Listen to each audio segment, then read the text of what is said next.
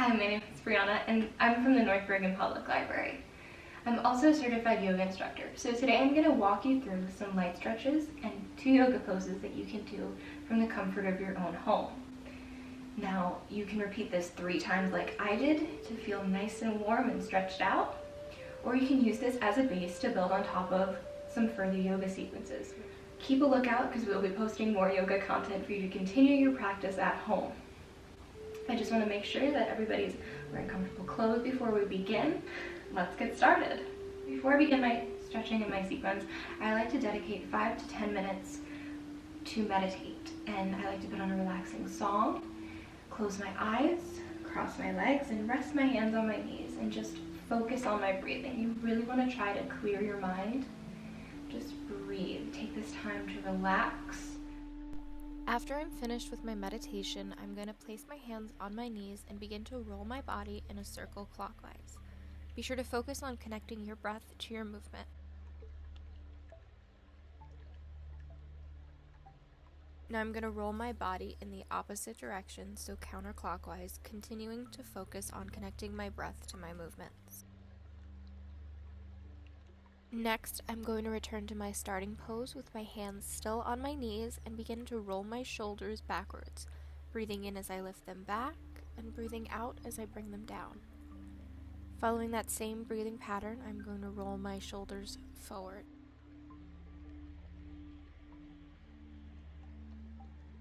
Coming back to my starting pose once again, I'm going to take a breath to reach up to the sky and twist so that my right hand is on my left knee and my left hand is behind me, stretching out my back as I inhale and exhale here. I'm going to hold this pose for a few moments. Then I'm going to lift my hand over my head and forward. I'm going to hold that for a few moments.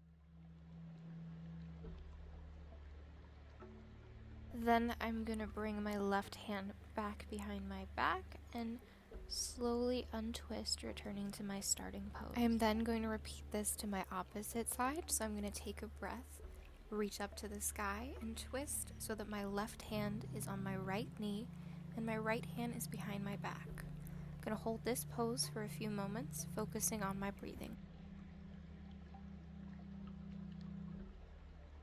So just like I did to the other side, I'm going to lift my right hand from behind me and extend it over my head and forward to further stretch, taking a few breaths here. I'm going to bring my right hand back behind me, take a breath, and slowly untwist. Next, I'm going to uncross my legs, extending them forward and reaching up towards the sky on my inhale and folding forward, reaching for my toes on my exhale. Each time you inhale, on your exhale, try to reach further to deepen your stretch.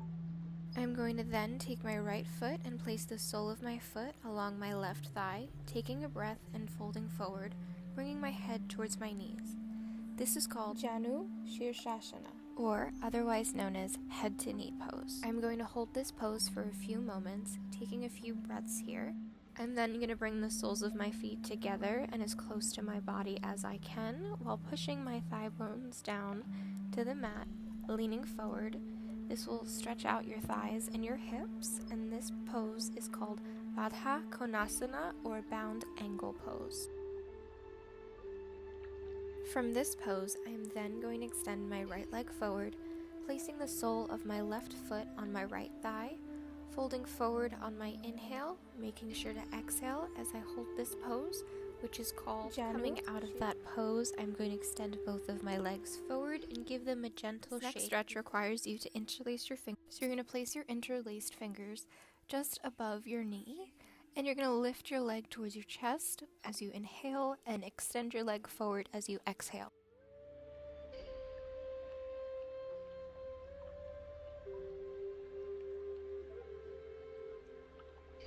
Still holding my right leg with my fingers interlaced, I'm going to make circles with my foot in one direction and then in the opposite direction.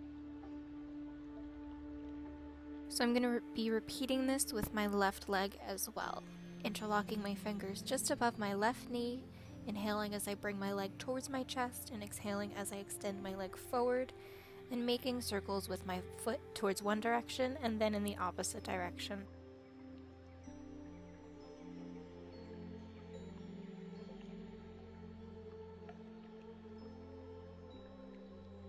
After this, I'm going to get into Brahmanasana, or table pose, with my hands on the mat directly under my shoulders and my knees on the mat hip length apart. From this pose, I'm going to switch between doing cat and cow poses. For cat pose, I'm going to be bringing my head to my chest as I inhale, exhaling as I go into cow pose, lifting my head and chest and lowering my stomach to the mat, taking a breath as I shift back and forth. Returning to table pose, I'm going to take my right arm under my left arm, allowing my shoulder to touch the mat, and this will just stretch out your shoulder. I'm going to hold this for a few moments, then switch and do the same to my left shoulder.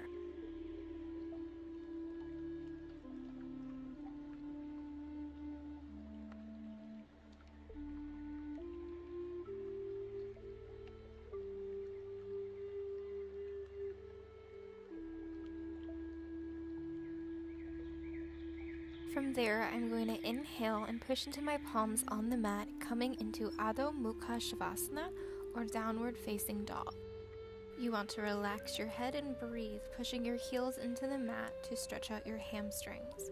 While I'm in this pose, I'm going to bend one knee and try to straighten the other, deepening my stretch along my hamstrings. From this pose, I'm going to inhale, step back, and lower my hips, going into Urdhva Mukha Shavasana, or upward facing dog. You want to be looking at the sky and extending your arms with your fingers flat on the mat. Remembering to breathe, I'm going to fold back, sitting on my knees with my forehead touching the mat and my arms extended forward, touching the mat as well, into Balasana, or child's pose.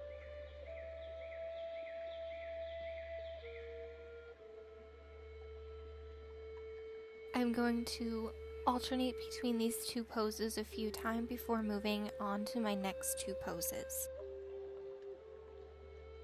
For my last upward facing dog, I am going to push up into downward facing dog once again, walk my feet towards my hands, coming up into Ardha Uttanasana, or flat back pose, taking a breath here, then standing straight up with my feet shoulder width apart in Tadasana, or mountain pose. Next, I'm going to inhale, bring my palms together in front of my chest into Pranamasana, prayer pose.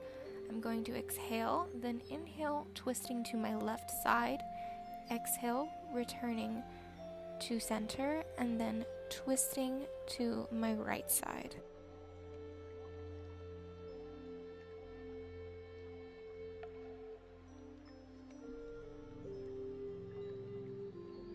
Now I am just going to be turning so that I'm facing the front of my mat. I'm going to be taking my right leg and bending my right knee at 90 degrees, making sure my back foot is at a 15-degree angle and pretty straight, squaring my hips and raising my arms up over my head, gazing up at my hands. This is Virabhadrasana, or Warrior One pose. I'm going to hold this pose for a few moments and focus on my breathing. From this pose, I'm going to bring my left hand back, creating a horizontal line with my arms, and moving my left foot back so that it is parallel to the front of my mat, still keeping my right knee bent at 90 degrees. This is Virabhadrasana 2, Warrior 2. And I'm going to hold this pose for a few moments and once again focus on my breathing here. After holding that pose, I'm going to step towards the front of my mat again and repeat this to my left side. I'm going to be stepping back with my right foot, making sure it's at 15 degrees and making sure my left knee is at 90 degrees, squaring my hips and raising my arms up over my head into Virabhadrasana 1, Warrior 1, and holding this for a few moments, focusing on my breathing. Then I'm going to be shifting into Virabhadrasana 2, bringing my right hand back into a horizontal line and making my right foot parallel to the front of my mat, still keeping my left knee at 90 degrees.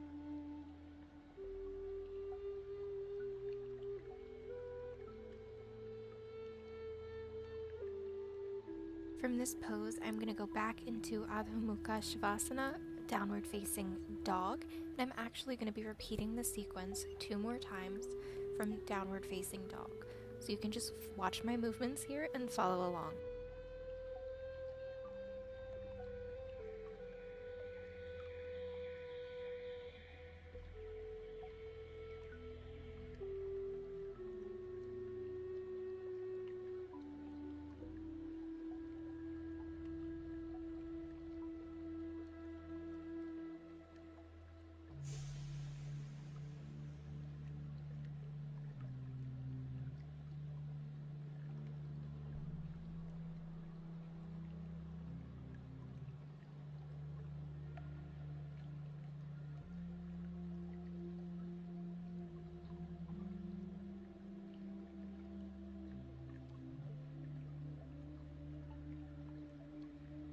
It is important while doing all of these poses that you're focusing on your breathing and connecting your inhalation and exhalations to the movements.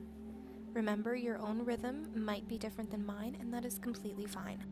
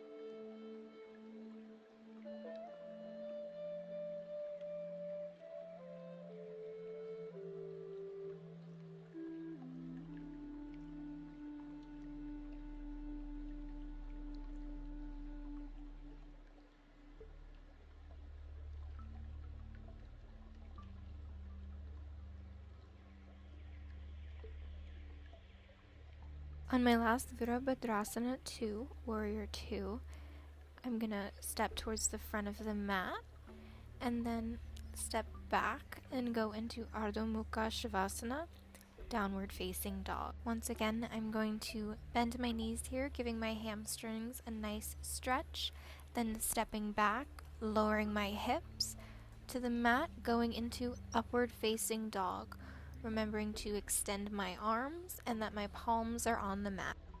Then I'm going to slide back into child's pose. Then I'm going to come up into table pose, sitting up, then leaning back so that I'm lying flat against the mat with my palms facing upwards. This pose is called Savasana or corpse pose. Typically, you do this pose to conclude your yoga sequence, which is why we're doing it here. Although this is a warm-up video, you can skip this pose and continue on with some additional poses. In this pose, you can close your eyes and focus on your breathing. After holding this pose for a few moments, I like to bring both knees to my chest, rock left to right, and along my spine, allowing the floor to massage my back. And then I'm going to lean to one side with my legs and twist my upper body to the opposite side before coming up and sitting on the mat. So that concludes our yoga sequence for today. I hope you enjoyed this warm-up. Be sure to follow us and keep up with more yoga content. Thank you. Bye.